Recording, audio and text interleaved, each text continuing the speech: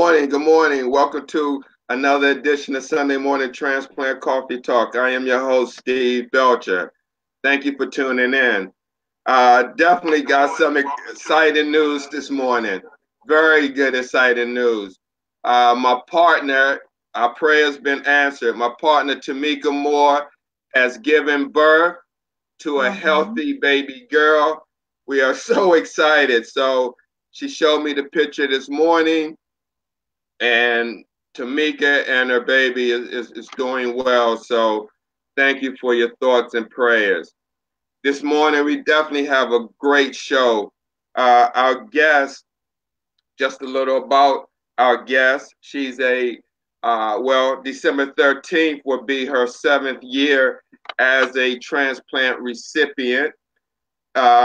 She found her donor through Craigslist, and she also appeared on the Oprah Winfrey Network show Lost and Found to document her story. So, without any further ado, I bring on Selina Jones. What's going on, Selina? Hello, hey, how are you doing? Pretty good. How you doing? I'm okay. I'm doing Good. good. How's the weather in Florida? It's a nice little cool breeze. It's still hot, but a nice cool breeze.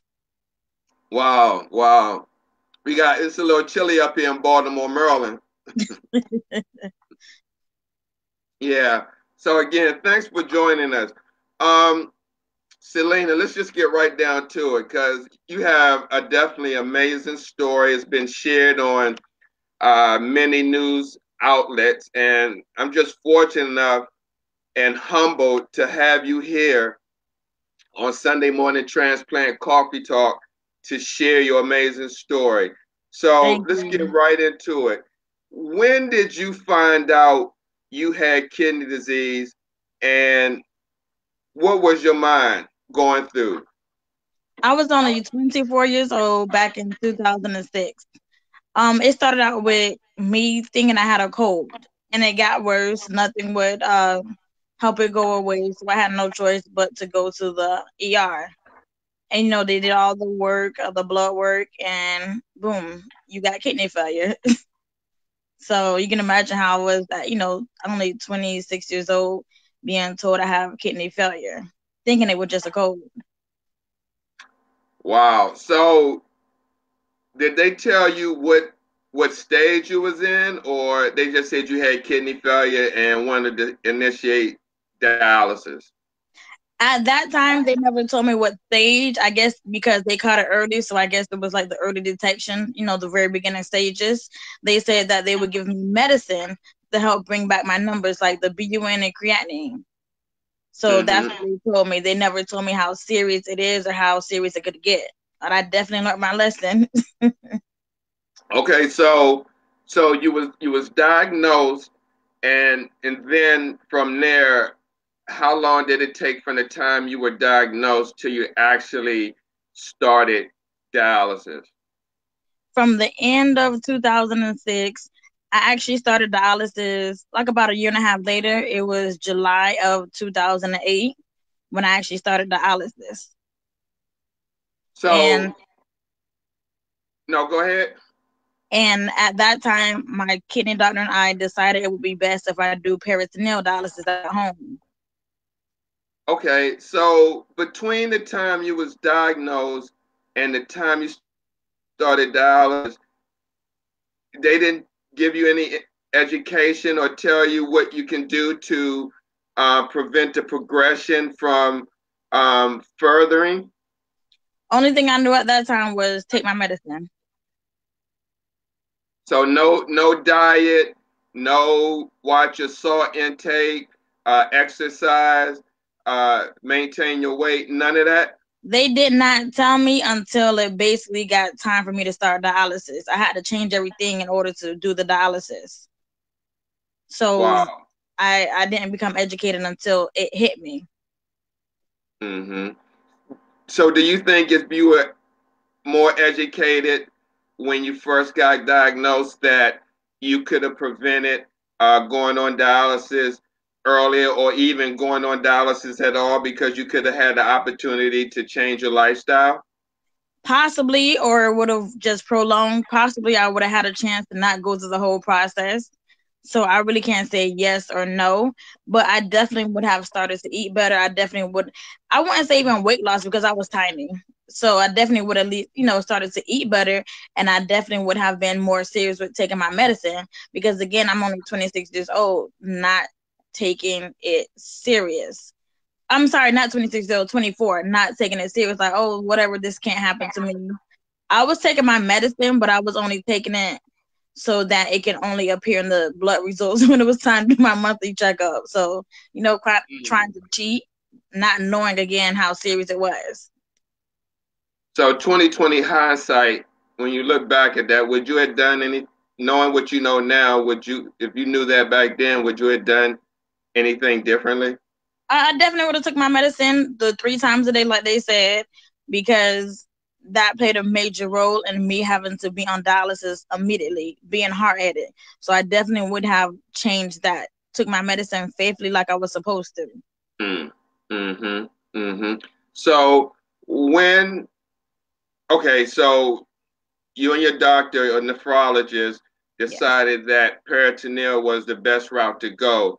So um, while that was healing your PD catheter and your training, I'm sure you had to do hemo for a short period of time. Oh goodness, yes. Right. You had mentioned, or well, you didn't mention, but I had read that you experienced some complications during treatment. What type of complications did you experience? Yes, with the hemo. It was originally decided to do peritoneal because I was in college, I was working, and I was the president of an organization at the college. So the best thing to do was peritoneal to still have that freedom. Now, the hemodialysis, I had a very bad experience. I wouldn't even wish that on my enemy. I'll never forget when it came down time to do the hemodialysis, they decided to do like the temporary port on the side of my neck, and I had to do that. I was going to the dialysis center like almost every single day, even on the weekends. That's how bad, like, I really needed, dialysis to save my life. So I would go there, with the machine and they taking out the blood. And my first experience was I got a huge headache, an incredible huge headache. I just thought I was going to die. I cried and I could not even keep my head up. I did not know what was going on. And that nurse, she did not take me serious at all when I was telling her that I had a headache. She actually had the nerve to tell me to stop acting like a baby because I'm a grown woman. I should be able to take it. And she tried to compare my my pain to, oh, you have all these tattoos, you can take the pain. So Wow. that was just one out of many experiences, with the hemodialysis. One time I also felt like I was about to have a heart attack when I was in the center for the hemodialysis. I almost felt like I was going to have a heart attack. The nurse kept asking me like, "Hey, how do you feel? Are you okay?" And I'm like, "Yeah, I'm okay. Why?" And she alerted me that my heart rate showed that I was getting higher and higher. It got close to like 200. And I guess when it hit that number, that's when I felt that almost heart attack, pain. And she had to quickly take me out the machine and I had to go over to my doctor, and they said basically they felt that the blood pressure medicine I was on at that time, I can't remember, they felt that I was too much for me, so we had to change my blood pressure medicine, and I was okay from that point on. Wow. Wow. So how long did you do in-center dialysis? That was about 2.5 weeks, almost every single day, and I hated Every just single even day? going there. Instead of 3 times a week, they had you going every single day? Almost every single day, yes. They said that Wow. my kidney function was just like, it was like 2%. Okay. So, and then, Okay. I already went through the process of starting the peritoneal dialysis. I already had that surgery waiting for, that tube to heal. Mm-hmm. So, according to Mm-hmm. them, like, hey, you need dialysis more often than anyone else. Wow. Wow. Okay. So now, how did it come about you going on Craigslist and searching for a donor? What made you think of that, or even think about transplant? How did that topic come up? That was actually my mother's idea. At that time, I thought it was a very stupid idea. You know, I was like, where did you get that from? At that time, I was in the process of moving from one place to another. So I was always at her house using the computer on Craigslist looking for, places to live and stuff. And one day she was like, oh, well, you're always on Craigslist and this and that. You need to post the ad that you're looking for a transplant, a kidney. And I was like, that just sounded so weird and awkward. But I eventually did it, just to keep her hush, so she wouldn't say anything. So I eventually did it, listening to my mother, so she wouldn't keep running her mouth. So that's how the whole Craigslist came about because of my mother. Wow. So what? Tell us the day that you got that call. That I was going to get the transplant. Your phone went out like it's on mute. I'm sorry. That tell us the day that you found a donor, that you got the call that you possibly had someone who wanted to step up to the plate. Well, once I posted on Craigslist, a news station in my area contacted me. So from that one news interview, I did several others, even Fox 29 News and CNN. And then eventually Oprah Winfrey Network contacted me because of my story in the news. So we found out that she was a donor actually during the filming. We had no idea that she would be a match. We was going through the process. They were filming our journey from like beginning to end. So sometime during that journey, we found out. And a part of the show, you actually get to see that real life moment. We got the call that, oh, hey, she's a match. So Mm-hmm. it was just like, wow, this is it. And my mother kept saying, oh, I knew it, I knew it, I knew it. Just something about her, like I knew it. So, it was just like, wow, this is finally it. This is coming true. So, were did you ever have any moments during all this taking place that it wasn't going to happen? I definitely had moments where I feel like it wasn't going to happen.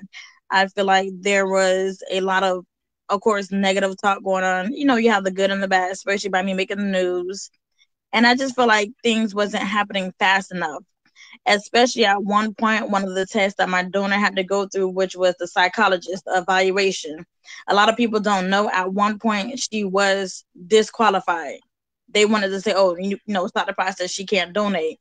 Something about she answered the questions too fast. Something about they heard about our story and they thought she was just rushing through and they thought possibly we were going to pay her. So it was the process was longer than we expected because of that, that standstill, that moment, that break in the road. So, at some points, like, it was discouraging. I felt negative and sometimes I did lose hope and I, became depressed again. Wow, wow. How long did that be? Because you just said something very interesting about the psychological testing part of this. I know a couple other people that this was a stumbling block as well. I want to mention his name. He's going to be on our show, Minister Nick uh, Gentile, um, up in Philadelphia. I mean, I'm sorry, in upstate New York. Okay. He is donating to someone, but he doesn't know the person, and he went to a transplant center in Philadelphia, and I don't want to quote the name because I'm not sure which one.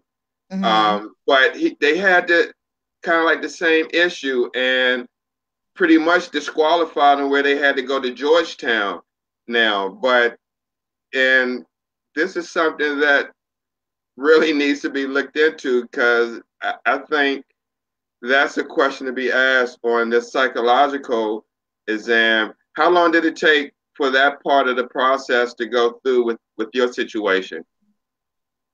Well, when she did the evaluation, they told us like immediately. I don't know if it was like within a days or within a week.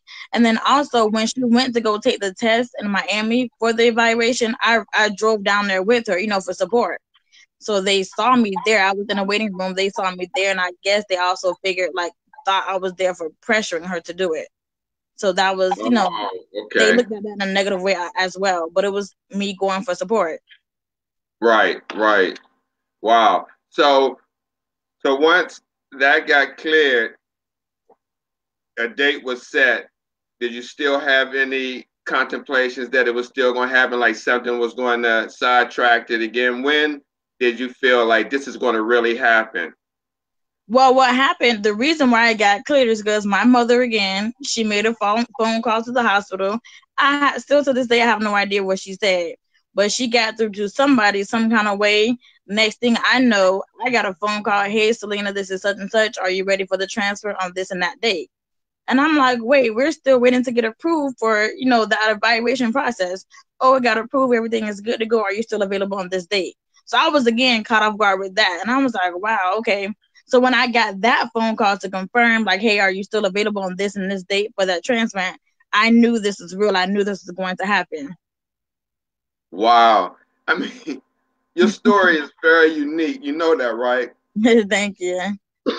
I mean, you know that, right? Because it's a lot of people in this world that's on dialysis, and the waiting list is really long. Yes. And for you to find someone, did your donor, did she say, and your donor's name, if I don't you don't mind me, name is Stephanie Grant, Yes. right? Did she tell you what drew her to donate to you? Well, she said that she always wanted to donate. She felt like that was like her calling. She was always donating blood and things like that from where she lived at that time was in Springfield, Illinois. So, she was already registered to be a donor. And you got to hear her story where she felt like it was a calling here for and her in Florida. She did her research on Florida and then came out here, by herself with no family, came out here months after her moving to Florida is when we met. She saw my story on the news just as she was getting ready to turn because you hear the same old thing on the news. So she was like, okay, let me contact her, and see where this goes. Not knowing that, she would be the match, not knowing that would be life changing for both of us. So, and just to mention to our audience, your donor is Caucasian, correct? Yes, So it doesn't matter the color you are or the race.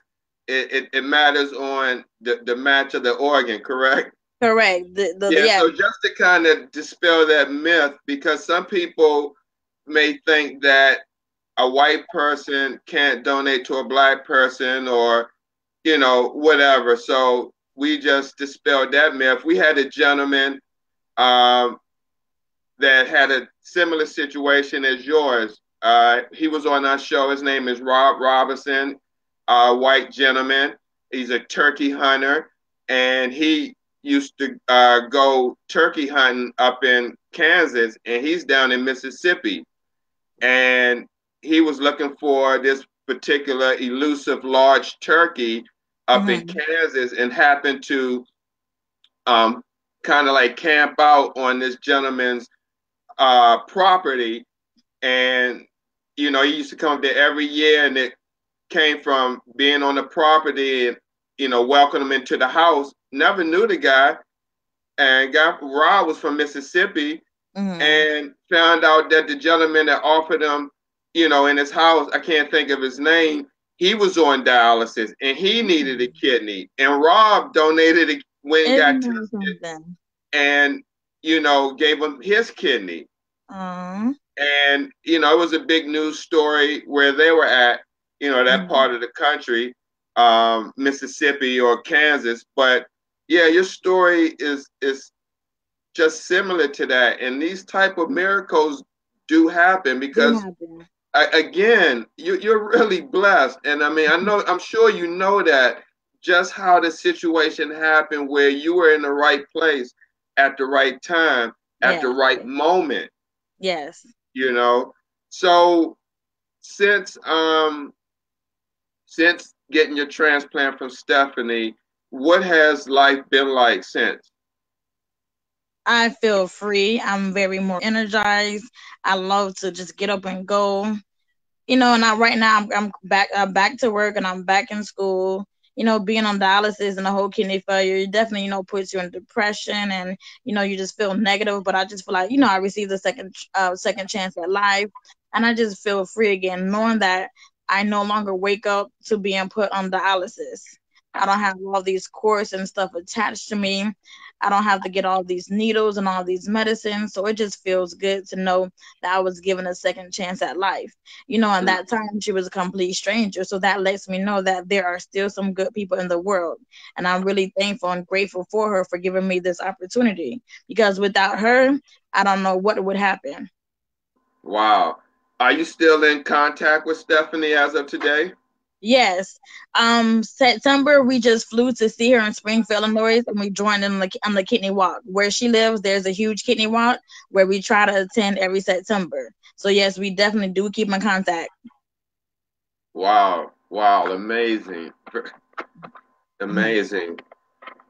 Um, what does the phrase "you never know how strong you are till being strong becomes your only option"? What? I love that quote because I feel like we all feel weak. We all feel, helpless at some point. But you never know your strength until you get put in that situation. Then that's when you realize how strong you are, what you're capable of doing. We go through life and people give us advice and tell us what to do. It's easier said than done. But I tell everybody, you don't know that situation until you're put in that situation. I never really looked at myself as a fighter or a walking miracle or any of that until I was put in that situation. I was always on the outside looking in. Oh, they're sick. They didn't do what they're supposed to do, and this and that. I was like, not really. I'm not gonna say not caring. I just wasn't understanding and didn't have that knowledge. But because it hit home and it hit me, I definitely had a better understanding. So I definitely feel like you never know how strong you are until being strong becomes the only option. For me, it was either fight and live or stay weak and die. Wow. Wow. Absolutely. I mean, that's amazing. Mhm. Um, have you done any advocacy work since having your transplant? I joined the organization in my local area called Kidney Association in South Florida. I became a board member, trying to help them raise awareness.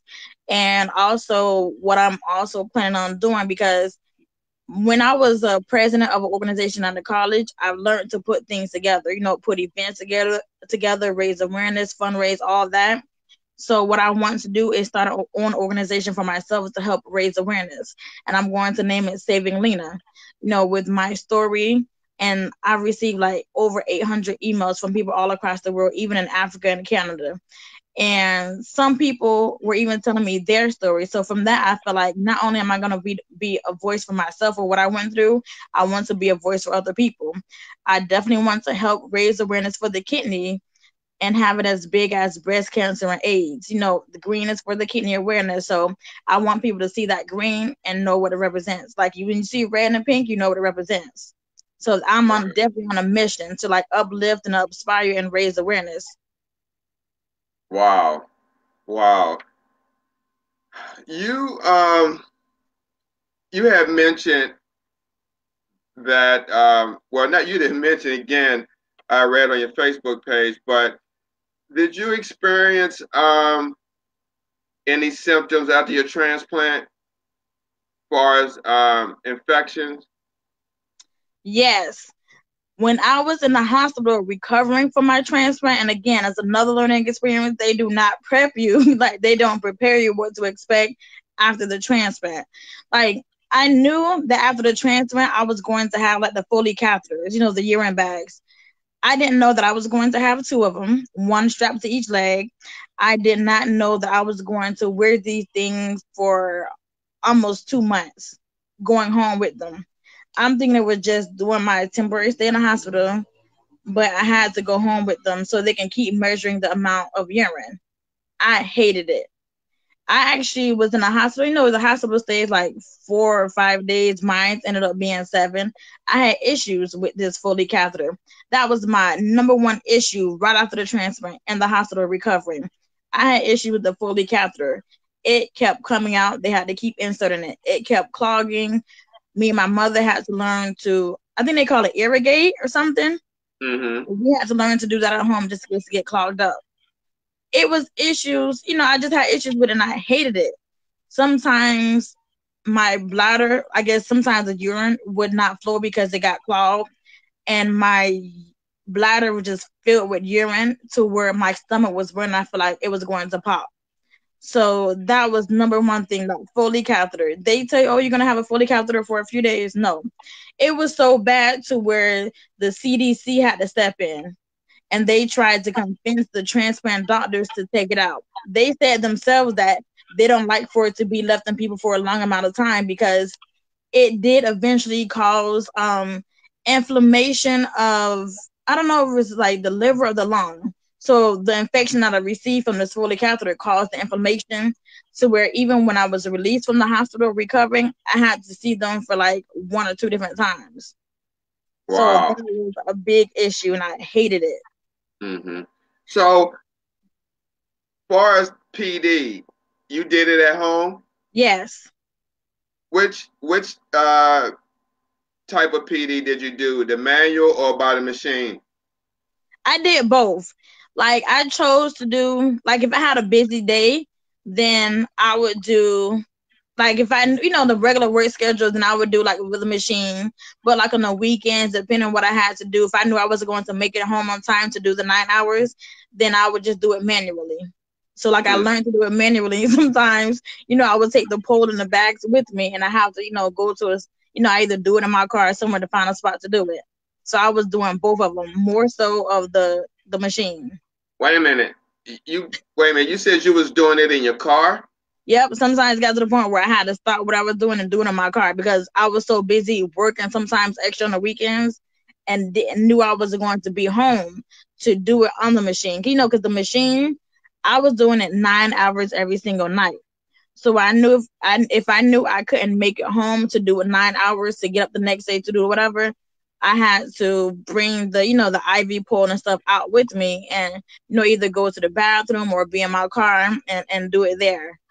Mm-hmm. Mm-hmm. I So let me just ask you this: for someone who may be watching your story right now and hmm who may have kidney disease or in one of the stages, or maybe in the last stage, it has to make a decision to do dialysis, and they're active and they're say 26 or between 26 to 40 or whatever, and they have a busy schedule. Would you suggest doing peritoneal would be the best option for them if they could do it that way? Yes, I suggest peritoneal because peritoneal to me is not painful. I hooked myself up to the machine and just pressed the button, went to sleep. I did not feel anything. The hemodialysis is not only painful, but you don't have any energy. I remember as soon as I got off the machine from doing hemo, trying to have a conversation with my doctor, and I just fell asleep right in the middle of the conversation.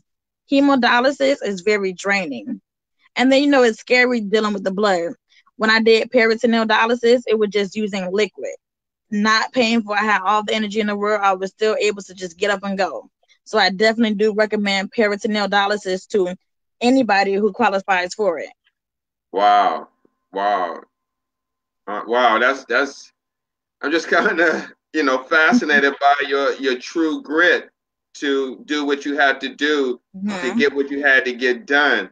I mean, you know, wow. I really admire you. I truly do because I know. I mean, I've been doing this such a long time, and I know so many people that you know at that time that you're saying, who were younger than you, your age, older than you, and you know, weren't doing half of the things that you mentioned that you were doing at the time. And for you to, okay, you got, diagnosed, you did what you had to do. I'm sure you went through some mental aspects of this, Yes. but um, just your um, tenacity to do what you had to do is some people who don't, do anything and have a lot and still don't take it among themselves to either do it at home or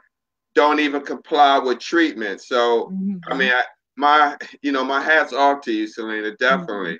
Thank you. Yeah. So, how long did the surgery take? Was it a quick surgery? Nope, for the transplant, they said Yeah. it would generally take about 3, 4 hours. Mine took about 7 or 8 hours. The reason why it took so long because they said her kidney was bigger than they expected. So it was like more so they were trying to like stuff it in me, push it in and stuff it in me. Wow.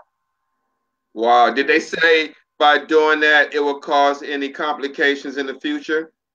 No, they never told me anything like that. Nope. They just said they was able to fit in just fine and glue me back together.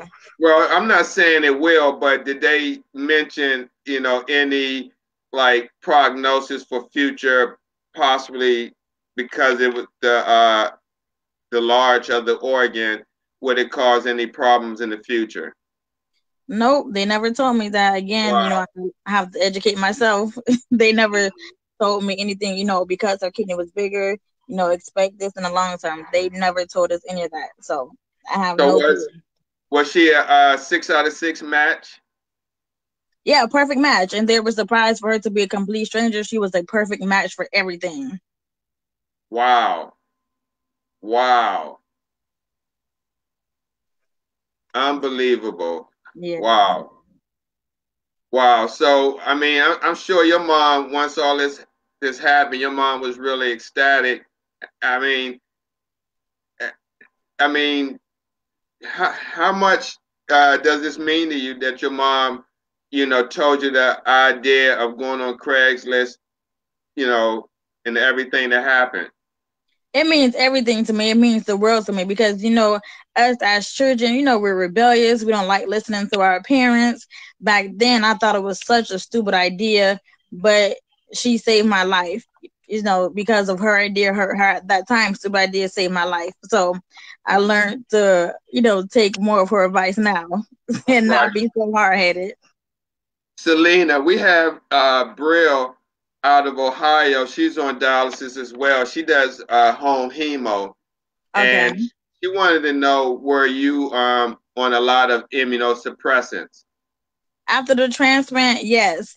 My Fortic and Prograf, those are the two main medications. Oh, and prednisone, those are the top three medications they put me on. I want to say within the first 6 months, I was on like 17 different medications. A lot of those consisted of vitamins as well.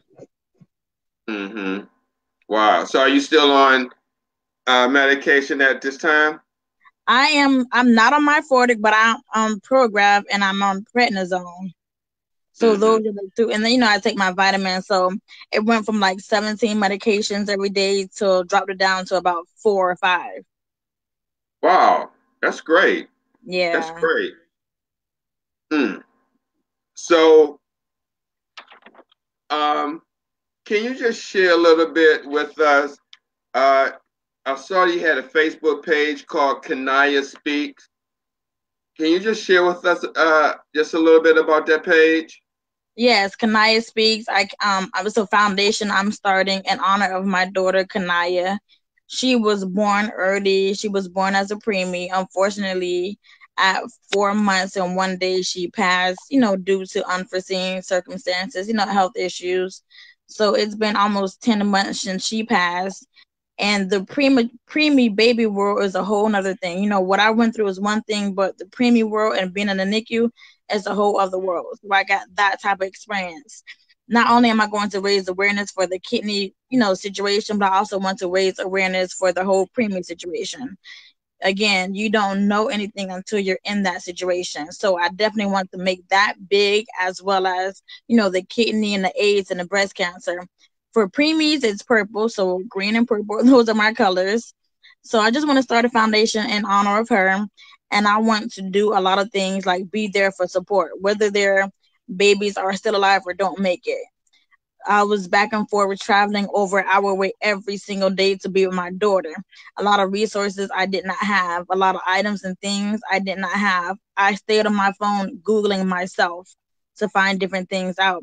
So, again, educating myself. So, I want to educate the world too when it comes to that issue, what to prepare for. So that's also what I'm doing with, and it says Kanaya Speaks because even though she's not here, I feel like she speaks through me. So it's Kanaya Speaks. Wow, wow. And again, my condolences, to the passing of Kanaya. Thank you. I saw the pictures, very beautiful young lady. Thank you. Yeah, wow, wow. Um, do you see a problem with lack of education in urban community when it comes to kidney disease, diabetes, and hypertension? Definitely. My grandfather, he had diabetes. God bless his heart. He's no longer here, but he had diabetes. Diabetes caused a lot of issues, eventually kidney failure. So I learned a little bit about diabetes because of him by going through my own situation. What people don't know, diabetes and high blood pressure and kidney failure is very common in the black community. I don't care if you're Haitian, Jamaican, you're in the black community, it's very common. We just don't talk about it. I don't know if we're scared. They don't like to go to the doctors.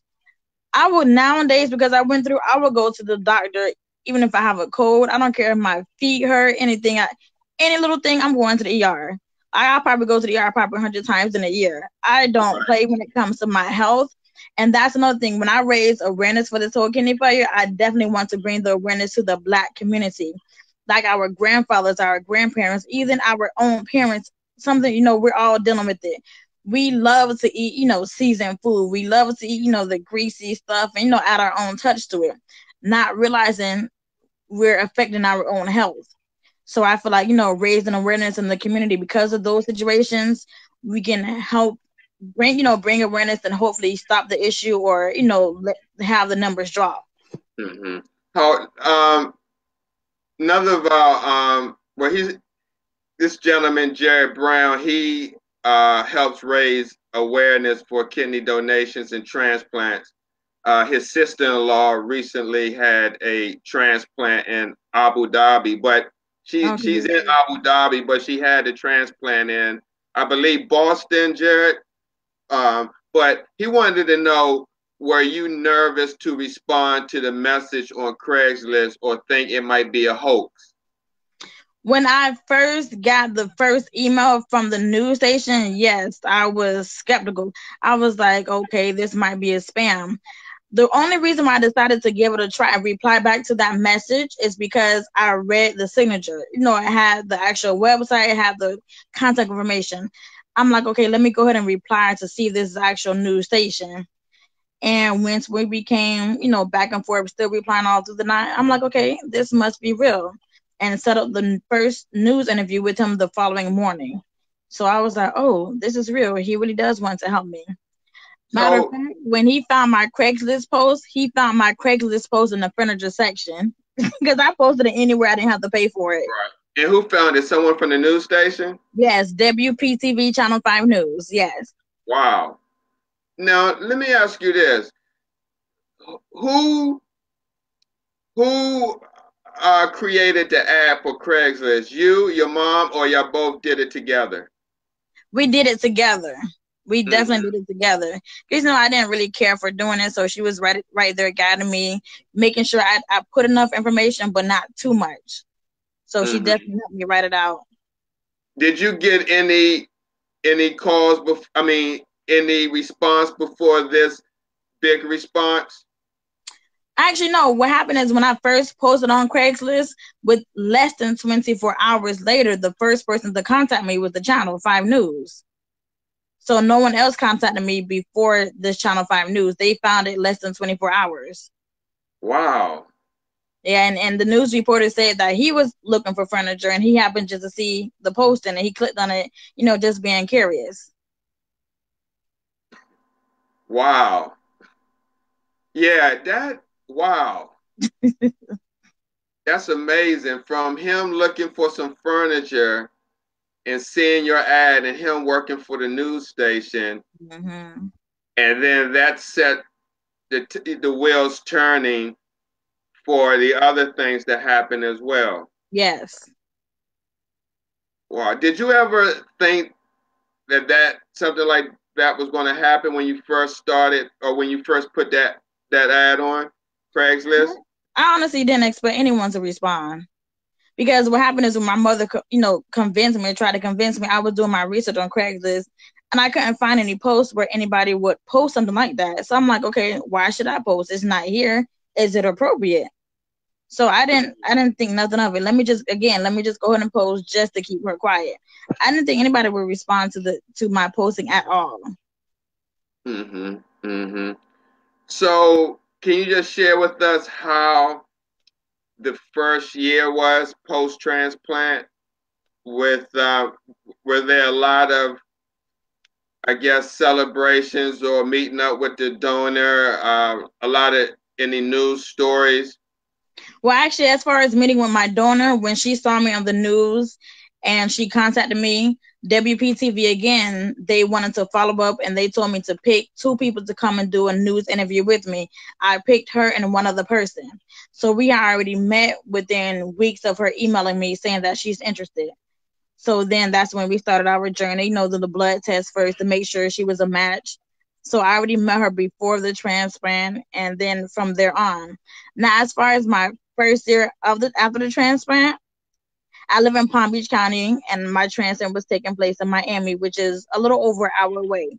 So, like within, as the days or the weeks or months go by, it would decrease how many times I would have to go to do blood work. So I have to travel from Palm Beach County to Miami for blood work. First it was like every single day, then it was every other day, and then it was like 3 times a week, 2 times a week, to once a week to once a month. So it decreased how many times. Mm-hmm. Again, because of what I went through, I knew to take my health serious. I could not risk, my kidney rejecting. So I made sure I did what I had to do. Even to this day, I make sure I do what I have to do. So yes, the first year consisted of a lot of medication, a lot of traveling back and forth, a lot of needles. Needles are going to become your best friend. Mm-hmm. Water, water is going to become your best friend. They told me to drink 8 bottles a day. So I had to drink 8 bottles of water a day. So water is going to become your best friend, needles and medicine. Those are the main three things. It's Mm-hmm. very serious. People don't realize if you don't do what they say and take care of yourself, especially within that first year, the most important year, your kidneys can automatically reject. People have to keep in mind that your new kidney is like a foreign object to your body. So your immune system is always going to try to fight off like this, hey, new thing that doesn't belong here. So it's very important, especially that first year, to do what you have to do to survive and keep this organ, going. Mm-hmm. Selena, when you met Stephanie Grant, your donor, for the very first time, were you nervous? Were you overwhelmed with joy? How was that first meeting Stephanie Grant, the person that saved your life? I was definitely nervous. It was her and another lady who was show interest in donating. It was her. They actually beat me to the news station. I'm behind on time trying to buy me a cute wig for the news interview. So I was definitely nervous. I was like, okay, I'm going to meet two young ladies I've never even spoke to on the phone. We just emailed each other. And they actually got the clip of me actually walking into the news station. They coming up to me with hugs and flowers and everything. And I was just like, oh my gosh, like these two people are like serious. They're here. They want to help. They want to donate. From that moment on, it made me realize there are still good people in the world. They're taking a chance, a life saving chance. So I was nervous, but then when I got there and we sat down to do the news interview, I felt a lot better. I felt hopeful.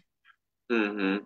So, like, when you first met her, like, did you come into a room and she was there, or? No, when I met her and the other lady at the same time, they were just out in the lobby waiting for me to come there. So it was like Oh, just out in the okay. lobby of the news station. So, did they know who you were? Did they see a pic of you before you came in, or you Yes, said hi? they saw my news interview, so they knew who to look for.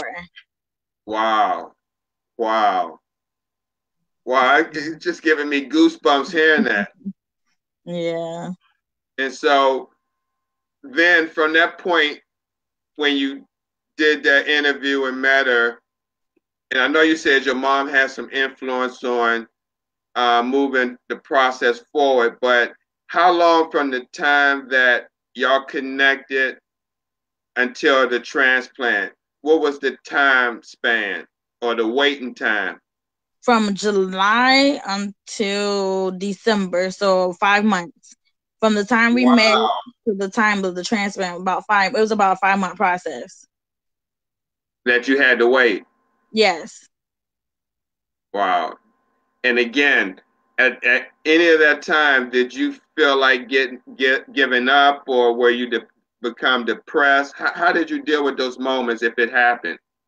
Well, in the very beginning, because I didn't expect anything, so yes, I was already depressed and feeling negative, like whatever, nothing is gonna come from this. I became Once I found out that she passed the first test, I became hopeful again. What really did it for me and made me fall back into depression is when the psychologist denied her. And I'm like, oh, because that was the last step before the transplant. And I'm like, oh goodness, they will pull this mess now. Like, what now? She's denied. What now? We're gonna have to start over the process. It might take another year or so. So I became depressed again, for that time period because she was denied, and it wasn't a good explanation, a good reason to deny her. So how did y'all get over that hurdle? Well, like I said, all I know is my mom made a phone call to the hospital. We were all shocked. We was like, this is not fair. When they told us the reason, this is not fair. Something has to be done. Like, how can they even say those words out of their mouths? They never even got a chance to even meet me. They just happened to see me in the lobby as she went in the room. So they're already, passing judgment. So it was, again, it was definitely depressing. We were shocked. We just knew that everything would be going, good, fine. But again, Right. it came down to my mom having to step up and make the call. And Let again, me I don't know what she said, but it happened. right. Let me ask you this. Do you think that race played a part in that? I don't really like to play the race card sometimes, but sometimes it makes me feel like that because a black young woman and a white young woman, they probably understand like what are they doing together anyways. They probably look at it that way, and then for them to even think, oh, I'm pressuring her over his money, that was just silly. Like they never even got a chance to meet me, and their first time meeting her just based off her questions she was answering too fast. Like, is that really all you can come up with? You think we're paying her and I'm pressuring her and it's just silly. And I was like, it has to be more to it than what they're saying. So at some point I did feel like race to them was playing an issue of why they denied her. So, Right. Because definitely. when you hear the reason why I asked that, I mean, it almost sounds like a double-edged sword, Selena. And what I Mhm. mean by that is, well, you have places you promote or want organ donation on one hand, and then when you have people actually stepping up to donate, then you want to take them through a psychological process, Mhm. and that could possibly determine, depending on how you answer a certain question, whether that person Mhm. gets the donated organ or not. That doesn't sound right. It doesn't, especially when she already passed all the matching and mix and matching tests and the blood work. She passed all of that, no problem. But when it came down to speaking to the psychologist, like, really? That's all I can say, really? Yeah, I mean, hey Godfrey, but no, that's just ridiculous, Mhm. unheard of. And again, I know someone who went through the same process, and I want to say Temple University Mhm. Hospital in Philadelphia. Don't quote me on that, but yeah, wow. I mean, if that happened to you, do you think that could be happening to many other people who's trying to get a transplant as well from a trusted donor? Definitely, that's exactly the word they use. Yep, that's what they call her. Definitely, it makes me feel that way because now, since my story is there, and I'm trying to raise the awareness and people hear my story, I can't say how many people reached out to me. And till this day, I'm not understanding why they're not even on the transfer. I'm not understanding why they're having issues to even get the insurance that I had to cover things. I was like, it's not as hard as you think, but why is people making it hard for them? I don't understand it. I'm trying to guide them, like, just do this, just do that. But it's definitely something that's playing a part of it besides what they tell us. It just, Right, right. and I've been through it, so I just don't understand why is it harder for some other people? And a lot of the people that I speak to, they're my color. I was like, why is it harder for them? Like, what's going on? So, it definitely makes me question it. Unfortunately, like I said, I don't like to play the race card, but a lot of things make me question it, because what I've witnessed. Mm-hmm. Wow. Wow. So as we come down to our time, um, what what could you share with someone who's watching this right now, like I said, who could be in the very beginning stages of kidney disease or even at the last stages that's ready to start dialysis and maybe thinking, wanting to get on the transplant list either before they start dialysis or even after they start? I mean, what words of encouragement could you leave with them, based on what you went through? Well, I would definitely tell them to not give up, no matter how painful you may think it is or how stressful. Don't give up. It is a life changing experience. It boils down to life or death. Do you want to live? Do you want to die? Not only, it's the battle you're definitely going through, but then what about the people around you too? The people that love and care and support you. You have to think about them as well as what they're going through mentally. They want to help you, and I'm pretty sure they would if they could. It's not as easy as it seems or as it looks, but I definitely say do not give up. Do what you have to do. I feel like God put everybody in a situation for a reason. And I definitely feel like He doesn't give you more than you can't handle. So that's why I say do not give up. You don't know where it's going to take you. You're going to realize your strength. So definitely do not give up. Do what you have to do. Take your health serious. Change your eating habits. Exercise. They tell you to take that medicine. Take that medicine. So it can, help you. It's, some people feel a certain type of way about medicine. I do too about certain types of medicine. But if it's something like this, something serious, they're telling it for your own safety. So definitely do what the doctors say. Stay on top of your own health. Another thing I've learned myself is get your medical records and review the medical records for yourself. Yes, they tell you this is good. Yes, they tell you this is good. You want to see it for yourself on that paper. That's what I learned. Every time I go to any doctor's appointments, by the time I'm out of there, I'm leaving with my medical records. I want to see on the papers what are you looking at too. So you have to take your health serious in all ways. Wow, wow. Anybody you want to give a shout out to? Definitely give a shout out to my donor. I don't know if she's on here.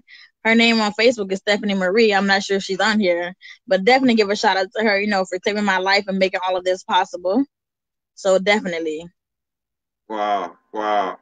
Well, again, I'm just humbled by your story, Selena. Very, very, very strong person, and again, my condolence Yeah. to you with your passing of your daughter, Kanaya, and definitely look forward to working with you in the future to help spread awareness not only in Florida and did you say Palm Gardens?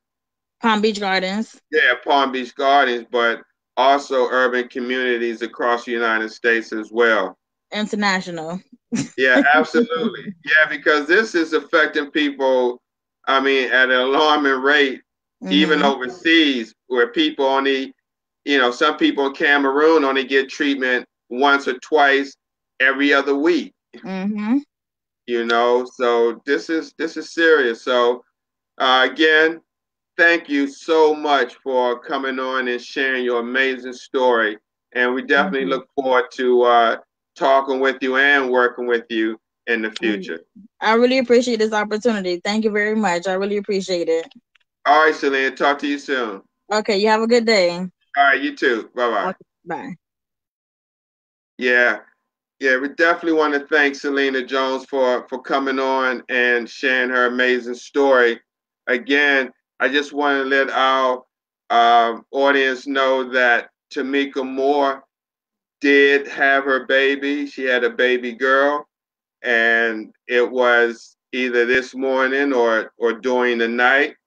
But Tamika and her daughter is doing well. We want to thank you for thoughts and prayers. Um, Also, before I close out, just to let any new people who are watching that we do have t-shirts available. Silent Killer Tour in June. I know you ordered one. Uh, had the retro. Be aware, get tested. We also have the Sunday morning transplant coffee talk T-shirt.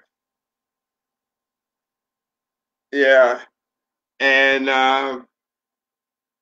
the urban renal talk with Tamika and Steve T-shirt, and then we have the Urban Kidney Alliance organizational T-shirt.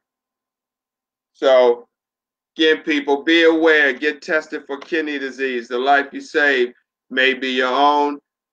Tune in. We may have another educational kidney disease education moment tonight. I'm not sure what the topic will be, but we have tons of topics. I have so many topics to talk about pertaining to kidney disease that it will probably take me 2 years to get through this information. So just be prepared for a lot of kidney disease awareness information, not only for patients on dialysis, but for people who are in the stages of chronic kidney disease from 1 to 5. We're going to have information to show you how to protect your kidneys, to stay well, eat healthy. So just be on the lookout for that. Again, tonight there will be a kidney disease educational moment. Probably be about 9 o'clock. The topic to be announced. Thank you for watching this edition of Sunday Morning Transplant Coffee Talk. I am your host, Steve Belcher. Have a great day. Peace and blessings.